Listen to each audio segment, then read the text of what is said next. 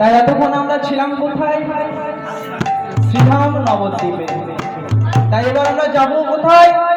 শ্রীধাম বৃন্দাবনে। তাই বৃন্দাবনে সবাই যাবেন তো মায়েরা?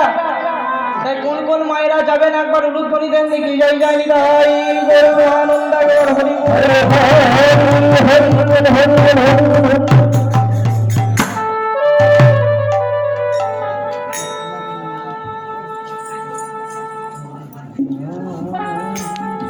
তাই বৃন্দাবনে তাহলে সকলেই যাবে নাকি? বেশ চলুন আজকে আমরা বৃন্দাবনে যাব রাধা গোবিন্দের নাম করতে করতে। তাই কি বলছে? রাধে কৃষ্ণ বলে দুটি বাহু তুলে চলো রে বৃন্দাবনে রাধে কৃষ্ণ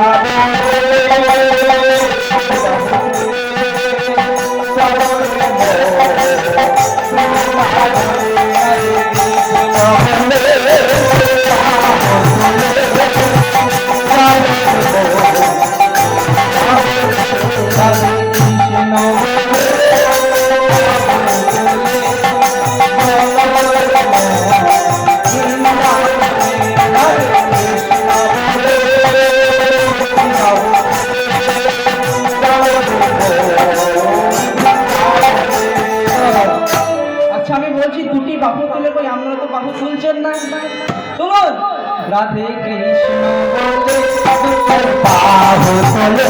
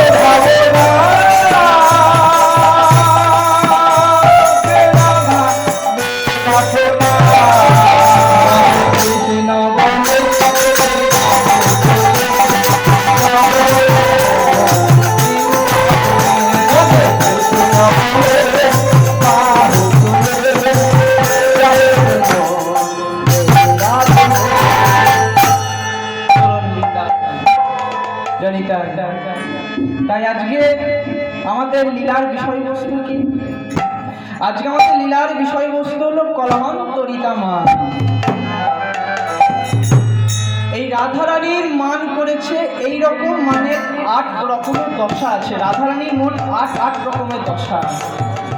এই 8 রকম দশা কি কি? গুরু মায়েরা কথা অভিসারিকা, বাসক সজ্জা, উৎকণ্ঠিতা, বিপ্রলব্ধা, খণ্ডিতা, কলহান্তরিতা, প্রসিদ্ধ ভর্তিকা, স্বাধীন ভর্তিকা। এই 6 নম্বর দশা হলো রাধারানীর কলহান্তরিতার দশা। তাই আজকে লীলার বিষয়বস্তু হচ্ছে রাধারানীর কলহান্তরিতা দশা। তাই কলহান্তরিতা কাকে বলে? পদকর্তা কলম দিচ্ছে, যা সখীনাং পুরবোধ পতিতাং বল্লভ পুরসা বিরস পশ্চাৎ পতি কলহান্তরিতা হিসা। এই কথার অর্থ কি? সখীদের সামনে পদান্নত বল্লভকে পরিত্যাগ করে পশ্চাতে তার পিছনে এসে তাহার প্রতি যে দুঃখ, অনুরাগ, শ্রদ্ধা, সেই দশাকে বলা হয় কলহান্তরিতা দশা। তাই রাধারানীর আজকে এই দশাটি হলো কি করে? তাই কি বলছি, শ্রীধাম বৃন্দাবন। গোবিন্দ আমার সকল সখাকে নিয়ে গিয়েছে প্রভাতকালে গোষ্ঠে। তাই এই গোষ্ঠে গিয়েছে, সারাদিন সখাদের সঙ্গে বিনোদ খেলা খেলেছে। এই বিনোদ খেলা খেলতে খেলতে গোবিন্দ আমার দেখছে গগনের দিকে তাকিয়ে, আর গগনের এবার আমাদেরকে ঘরে ফিরতে হবে। তাই গোবিন্দ আমার সকল সখাদেরকে সঙ্গে নিয়ে ঘরে ফিরছে। এই ঘরে ফেরার সময় রাধারানী কোথায় ছিল? অট্টালিকার পরে সন্ধ্যে দিচ্ছিল। অট্টালিকার পরে রাধারানী দাঁড়িয়ে আছে। তাই রাধারানীকে লক্ষ্য করে, মানে গোবিন্দের কথা বলার ইচ্ছা, কিন্তু কথা বলতে পারছে না, কারণ সঙ্গে দাদা বলরাম আছে। আর দাদার সামনে তো সব কিছু চলে না, কারণ দাদাকে একটু সম্মান করতে হবে, কারণ সে দাদা আর গোবিন্দ হচ্ছে ভাই। তাই দাদার সামনে সব কিছু বলা যায় না। তাই রাধারানীকে ইশারার মাধ্যমে বুঝিয়ে দিচ্ছে। রাধারানী অট্টালিকার পরে দাঁড়িয়ে আছে। তাই রাধারানীকে দেখতে পেয়ে গোবিন্দ আমার তার কেশের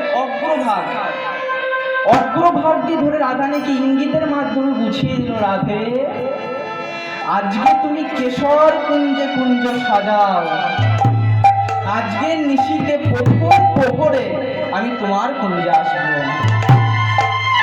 রাধারানীকে এই ইঙ্গিতটা দিল। যেই না বলেছে আজকে নিশিতে প্রথম প্রহরে আমি তোমার কুঞ্জে যাব, তাই রাধারানী আর আনন্দে থাকতে না পেরে, কারণ তার কুঞ্জে আজকে বধূ আসবে, চরম আনন্দ রাধারানীর মধ্যে। তাই আজকে রাধারানী সকল সখীদেরকে নিয়ে কুঞ্জ সাজাচ্ছে। কুঞ্জ সাজিয়েছে, গোবিন্দের জন্য ফুল তুলেছে। কোন ফুলগুলি? রাধারানী এক একটা ফুল তুলেছে আর গালে ঠেকিয়ে দেখেছে সেই ফুলগুলি নরম নাকি। যেটি নরম সেই ফুলটিকে নিয়েছে, যেটা কঠিন সেটিকে ফেলে দিয়েছে, কারণ তার বধূর অঙ্গে লাগবে বলে। এই হলো রাধারানীর ভালোবাসা গোবিন্দের প্রতি। ধূপ জ্বালিয়েছে, প্রদীপ জ্বালিয়েছে, চন্দন ঘষেছে, কারণ আজকে নিশিতে বধূ তার কুঞ্জে আসবে। তাই সকল সখীদেরকে নিয়ে কুঞ্জ সাজিয়ে রাধারানী আমার ধ্যান করে বসে আছে পথপানে চেয়ে, কখন তার বধূ আসবে। এদিকে আমার গোবিন্দ কথা দিয়েছে, রাধে প্রথম প্রহরে আমি তোমার কুঞ্জে যাব। তাই কথা মতো কিন্তু গোবিন্দ বেরিয়েছে, রাধারানীর কুঞ্জে যাবে বলেই কিন্তু বেরিয়েছে। কিন্তু প্রথম আজে আর একজনার কুঞ্জ পেরিয়ে আসতে হবে, আর একজনের কুঞ্জ কিন্তু পেরিয়ে আসতে হবে। সেটা কার কুঞ্জ? বলুন মায়েরা, কার কুঞ্জ? চন্দ্রাবলীর কুঞ্জ। প্রথম আছে চন্দ্রাবলীর কুঞ্জ আছে, চন্দ্রাবলীর কুঞ্জ কিন্তু গোবিন্দকে পেরিয়ে আসতে হবে।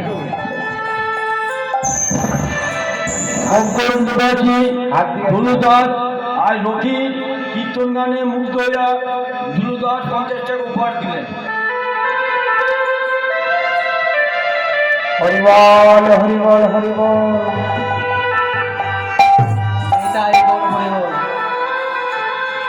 তাই রাধারানী আজকে সকল সখীদেরকে কুঞ্জ সাজিয়েছে। গোবিন্দ আমার রাধারানীর কুঞ্জে আসছে। রাস্তার মাঝখানে চন্দ্রাবলীর কুঞ্জ পেরিয়ে আসতে হবে। তাই চন্দ্রাবলীও কিন্তু প্রত্যেকটা দিন অপেক্ষা করে থাকে কখন তার বধূ এই রাস্তা দিয়ে যাবে, কারণ প্রত্যেকটা দিন গোবিন্দ রাধারানীর কুঞ্জে এই রাস্তা দিয়ে যায়, কোনোদিন চন্দ্রাবলীর কুঞ্জে আসে না। তাই চন্দ্রাবলী তার প্রাণের সখী পদ্মাকে বলেছে, পদ্মারে জানিস তো বধূকে তো এমন ভালোবাসে, রাধারানী কি এমন আমার থেকে বেশি ভালোবাসে আমার বধূকে, কি গোবিন্দ প্রত্যেকটা দিন রাধারানীর কুঞ্জে যাই, আমার কুঞ্জে তো আসে না।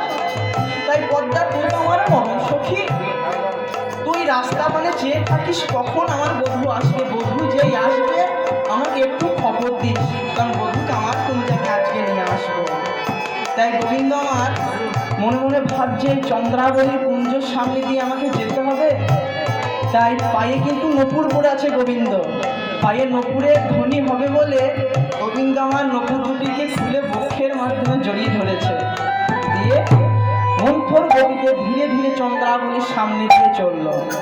এদিকে চন্দ্রাবলীর এক সখীর পদ্মা গোবিন্দকে দেখতে পেয়েছে। পদ্মা চন্দ্রাবলীর কাছে এসে বলছি, ওই চন্দ্রা, চন্দ্রা যা যা দেখ, এই এক সুবর্ণ সুযোগ বলে আজকে পেয়েছি, তোর বধূকে পেয়েছি। একবার দেখ আজকের নিশীথে তোর বধূ রাধারানীর কুঞ্জে যাবে, পারিস তো এই সুযোগ, গোবিন্দকে তোর কুঞ্জে নিয়ে আয়। তাই যেই না পদ্মা বলেছে চন্দ্রা গোবিন্দ আসছে আজকে, তখন চন্দ্রাবলী দৌড়তে দৌড়তে গোবিন্দের সামনে গিয়ে জোহাত করে দাঁড়িয়েছে। জোহাত করে দাঁড়িয়ে বধূকে বলছে, বধূ, বধূ হে, বধূ তুমি তো জগতের না, তুমি কি শুধু রাধারানীর নাথ বধূ? আমিও তো তোমাকে ভালোবাসি, আমি তোমাকে কি কম ভালোবাসি আমাকে একটু বোঝাও। আমি কি অপরাধ করেছি তোমার চরণে যে তুমি আমার কুঞ্জে আসো না? বধূ আজ আর তোমাকে আমি ছাড়বো না। তাই বধূ চরণ দুটিকে ধরে চন্দ্রাবলী কাঁদছে আর বলছে, কি বলছে গো, আগেবার হেরিয়ে দুলিয়ে মুরলী বাজায়ে এসো হে শ্যামলা,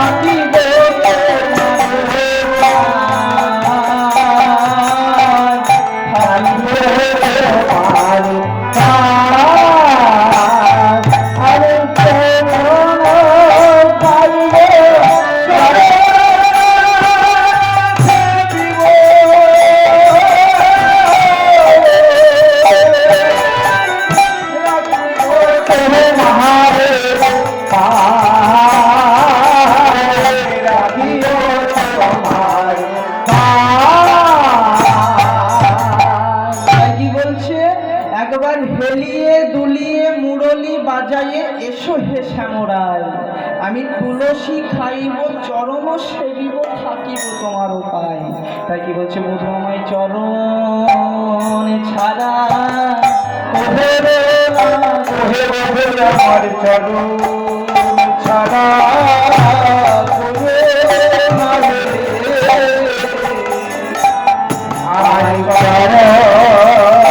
ধারা ধারা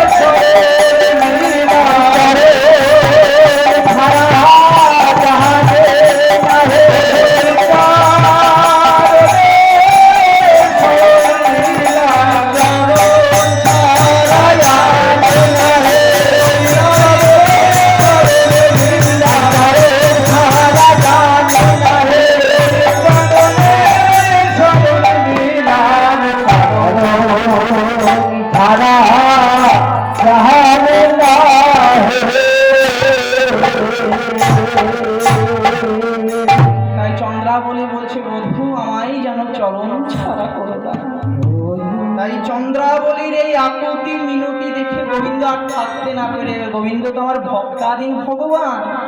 তাই গোবিন্দ আর থাকতে না পেরে রাধা রানীর কথা ভুলে গিয়ে গোবিন্দ আমার চন্দ্রাবলীর কুঞ্জে প্রবেশ করে। এদিকে চন্দ্রাবলীর কুঞ্জে রাত্রির প্রথম প্রহর, দ্বিতীয় প্রহর, তৃতীয় প্রহর কেটে গেল। চতুর্থ প্রহরে রাধা রানী তার সখীদেরকে বলছে, সখী রে, আর বোধ হয় আমার বধূ আমার কুঞ্জে আমার কুঞ্জে আসবে না রে। আমার বধূ আসবে বলে আমি কত কি করলাম, বধূর জন্য আমি ফুল তুললাম, বধূকে গলায় পরাবো বলে মালা গাঁথলাম, কিন্তু বধূ তো আমার কুঞ্জে এলো না। চল চল ললিতা, এ বিশাখা ললিতা চল, আমি বধূকে পরাবো বলে যে মালা, এই কুঞ্জ যত কিছু আছে আজকে আমরা যমুনার জলে বিসর্জন দেবো, কারণ বধূ তো আমার কুঞ্জে এলো না। আমার কুঞ্জে না।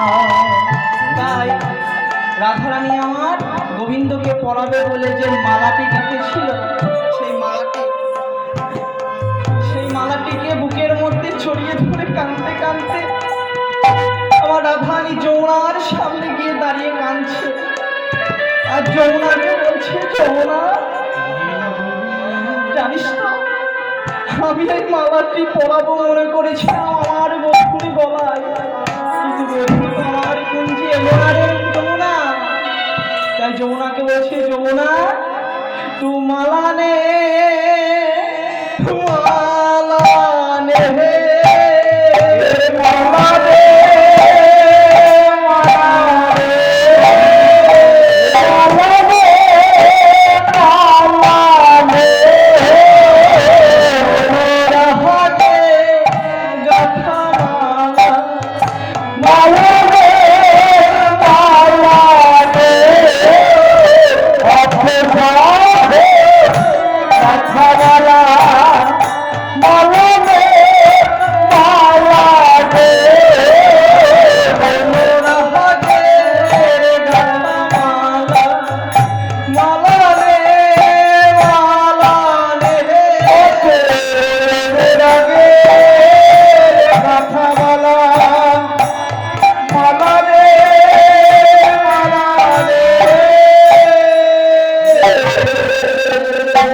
রাধারানী আজকে যমুনাকে বলেছে, ওরে যমুনা, আমি বড় অবাক দিয়ে এই মালাটি গেঁথেছি আমার বধূর গলায় পরাবো, কিন্তু বধূ তো আমার কুঞ্জে এলো না। যমুনা তুই নে মালাটি, তুই নে।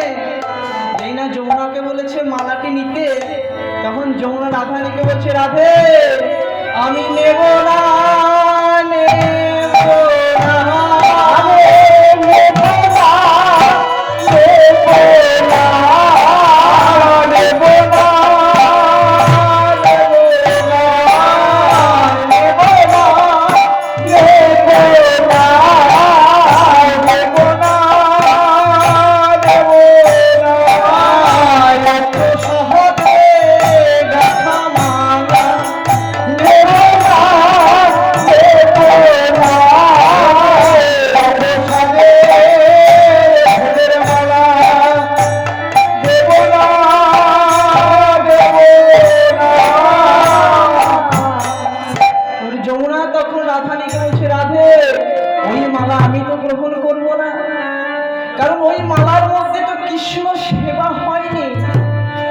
যার মধ্যে কৃষ্ণ সেবা হয় না সে জিনিস আমি গ্রহণ করি না। তাই রাধারানীর ওই ফুলের মালা যমুনাও গ্রহণ করলো না। তাই রাধারানী কাঁদতে কাঁদতে আবার কুঞ্জের মধ্যে ফিরে এলো। তাই কুঞ্জের মধ্যে ফিরে এসে এবার রাধারানী কি করলো, মান আসনে বসলো, মান রাধারানী মান করলো কৃষ্ণের প্রতি। ললিতাকে বলছিল, ললিতা ওই ঝচ্চর ওই লম্পট যদি আমার কুঞ্জে আসে, ওই কুঞ্জ থেকে ওকে বার করে দিবি, আমার কুঞ্জে ওকে প্রবেশ করতে দিবি না, ওর আমার কুঞ্জে প্রবেশ নিষেধ, কারণ আমার কুঞ্জে আসেনি। ললিতা ওকে আজ থেকে আমরা ভুলে যাব। তাই এই কথা বলতে বলতে গোবিন্দের এখন চতুর্থ মানে সকাল হয়ে গিয়েছে, গোবিন্দের আমার রাধারানীর কথা মনে পড়ে গিয়েছে। তাই রাধারানীর কথা যেই মনে পড়ে গিয়েছে, গোবিন্দ মনে মনে হচ্ছে, হে মা আমি যে রাধানীকে কথা দিয়েছি, রাধে তোমার কুঞ্জে আমি আজকে আসবো, কিন্তু আমি তো রাধানীর কুঞ্জে যাইনি। তাই গোবিন্দ আমার ছুটতে ছুটতে রাধানীর কুঞ্জের দিকে আসছে। আর এদিকে গোবিন্দর আশা দেখে রাধানীর এক গ্রামের সখী বিশাখা রাধানীকে বলছে, রাধে একবার চেয়ে দেখ, একবার পথ পানে চেয়ে দেখ, তোর বধূ তোর কুঞ্জের দিকে আসছে। কিন্তু রাধানী ঘোর অভিমান করে বসে আছে। তাই কি বলছে, আজ ঘোর অভিমান দেখি, ঘোর অভিমান, আর ঘোর অভিমান দেখে, ঘোর অভিমান, ঘোর অভিমান দেখে, ঘোর অভিমান। আজ বিশাখায় আসিয়া বলে কোনো বিধান, আর বিশাখায় আসিয়া বলে কোনো বিধান, বিশাখায় আসিয়া দেখি কোনো বিধান, বিশাখায় আসিয়া দেখি কোনো বিধান।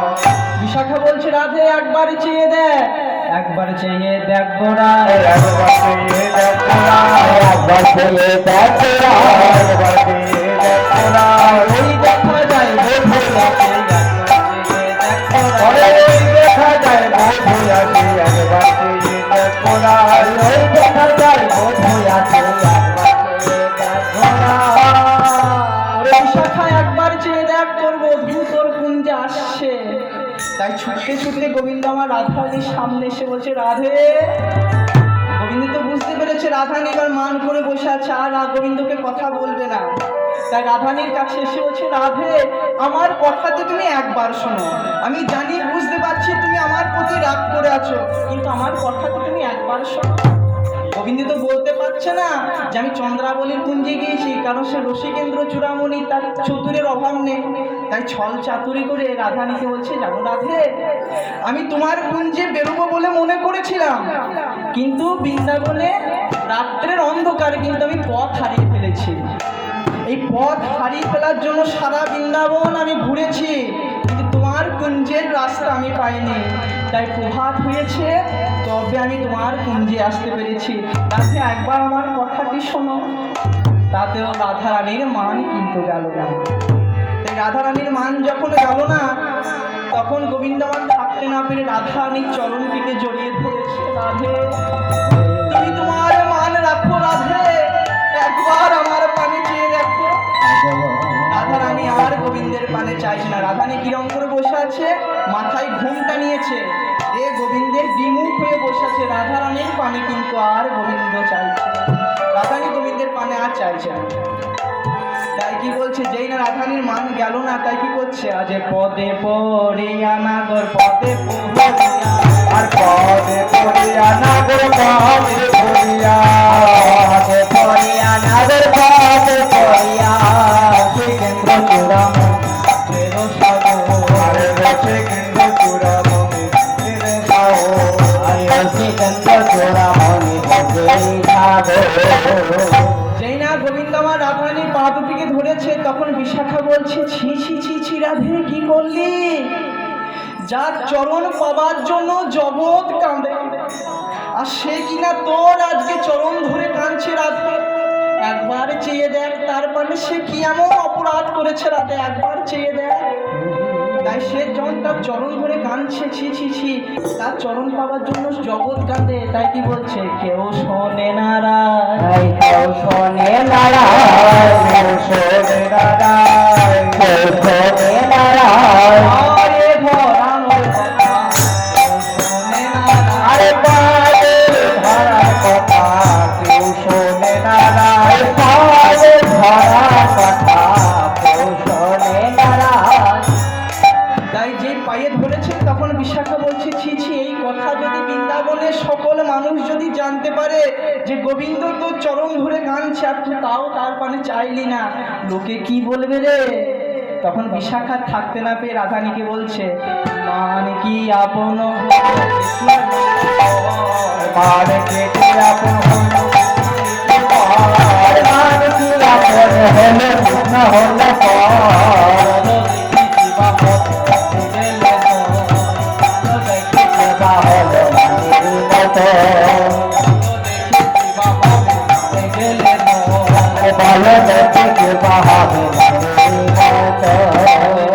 চণ্ডী দাস কহে রাই কেন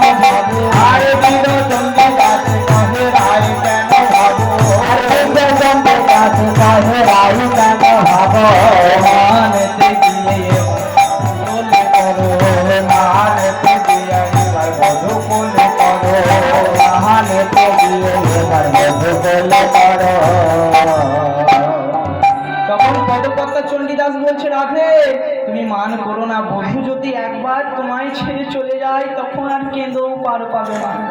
তাও রাধারানী গোবিন্দের পানে চাইল না। তাই গোবিন্দ আর থাকতে না পেরে ললিতাকে বলছে, ললিতা আমি এতবার রাধারানীকে বললাম, রাধে তুমি তোমার মান রাখো, মান রাখো, তাও রাধারানী আমার প্রতি একবার চাইল না। তাই এই প্রাণ আমি আর রাখবো না গো ললিতা, আমি এক্ষুনি যমুনার জলে আমার প্রাণ বিসর্জন দেব। তাই এই কথা বলে গোবিন্দ আমার রাধারানীর কুঞ্জ থেকে বেরিয়ে চলে গেল। এইদিকে যতক্ষণ পর্যন্ত কিন্তু কুঞ্জের মধ্যে গোবিন্দ ছিল, ততক্ষণ পর্যন্ত রাধারানীর মান ছিল। গোবিন্দ যখন কুঞ্জ থেকে বেরিয়ে চলে গেল, রাধারানীর মানও কিন্তু গোবিন্দের সঙ্গে চলে গেল। তেমনি মায়েরা, আমাদের এই দেহ হলো একটা কুঞ্জ, আর আমাদের এই দেহের মধ্যে গোবিন্দ রূপ যখন প্রাণ থাকে ততক্ষণ পর্যন্ত কিন্তু আমাদের এই দেহের মান থাকে। যখন এই গোবিন্দ রূপ প্রাণ যখন আমাদের এই দেহকুঞ্জ থেকে বেরিয়ে চলে যায়, আমাদের এই দেহকুঞ্জের মানও কিন্তু গোবিন্দ রূপ প্রাণের সঙ্গে চলে যায়, এই দেহের আর মান থাকে না আমাদের। তাই যতক্ষণ পর্যন্ত কিন্তু গোবিন্দ রাধারানীর কুঞ্জে ছিল, রাধারানীর মান ছিল, যেই চলে গেল রাধারানীর মানও কিন্তু গোবিন্দের সঙ্গে চলে গেল। এইবার বসে বসে কাঁদছে রাধা, কারণ সে চেয়ে দেখছে তার চরণের কাছে আর গোবিন্দ পড়ে নেই, গোবিন্দ তাকে ছেড়ে চলে গেছে।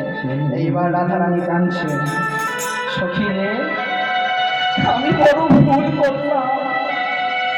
সে আমাকে কতবার বলে গেল, রাধে তুমি তোমার মান রাখো, মান রাখো, মান রাখো। আমি তাও তার প্রতি চাইলাম না, আমি বড় ভুল করলাম। তাই কি বলছে আমার আধল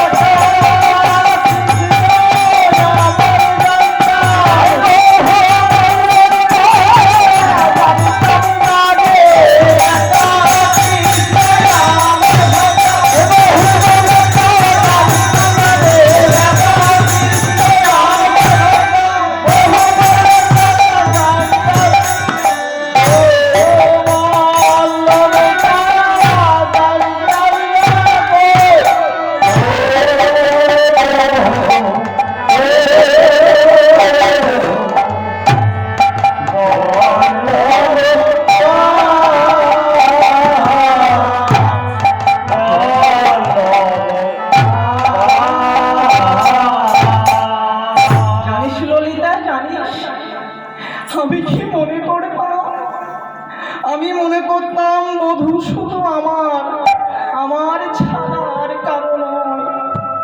কিন্তু বধূ তো শুধু আমার নয় রে ললিতা, সে যে জগতের না, তারে যে ডাকে সেই পায়। আমি বুঝতে পারিনি, আমি কি ভাবলাম জানিস? আমি মনে করলাম বধূর সঙ্গে মান করব, বধূ একটু আমাকে ভালোবাসবে, একটু বেশি আদর করবে। আমি আদর পাবার স্বার্থে কিন্তু মানটি করেছিলাম, কিন্তু আমি তো বুঝতে পারিনি। তাই কি বলছে যে আদর